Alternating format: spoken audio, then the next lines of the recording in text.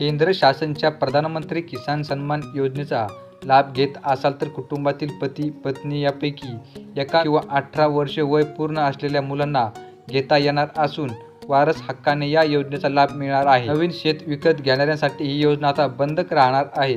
लाभार्थी शेतकऱ्याला नवीन सातबारा आणि 8 उतारा अनिवार्य राहणार आहे। केंद्र सरकारने 2019 मध्ये सुरू केलेल्या PM किसान योजनेच्या माध्यमातून शेतकऱ्यांसाठी 3 समान हप्त्यामध्ये 6,000 रुपये दिले जातात। या योजनेत होणारे गैरप्रकार थांबवण्यासाठी सरकारकडून या नियमात बदल होत असल्याचे समजले आहे।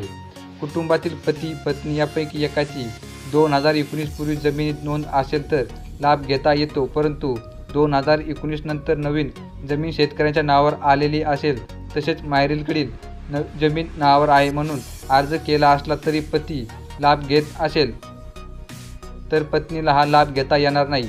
तसेच लाभधारक शेतकऱ्यांचे निधन झाले असेल तर त्यानंतर त्याच्या वारस हक्काने नोंद झाली असेल तरच त्याच्या वारसाला हा लाभ मिळू शकतो।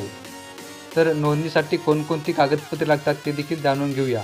सातबारा उतारा 8 उतारा, पती पत्नी व वर्ष 18 वर्षातील अपत्याचे आधार कार्ड, अर्जदारांच्या नावे जमीन असल्याचा फेरफार, वारस हक्काने खातेदार झाल्यास मयत व्यक्तींचे नावे, 1 फेब्रुवारी 2019 पूर्वीची जमीनधारक असल्याचा फेरफार, कृषी सहाय्यक यांचे भौतिक तपासणी प्रमाणपत्र आणि रेशन कार्ड इतके डॉक्युमेंट आपल्याला हे नवीन अर्ज करताना लागणार आहेत। तसेच जर तुमच्याकडे वारस हक्काने जमीन आली असेल तर देखील तुम्हाला या योजनेअंतर्गत लाभ मिळणार आहे।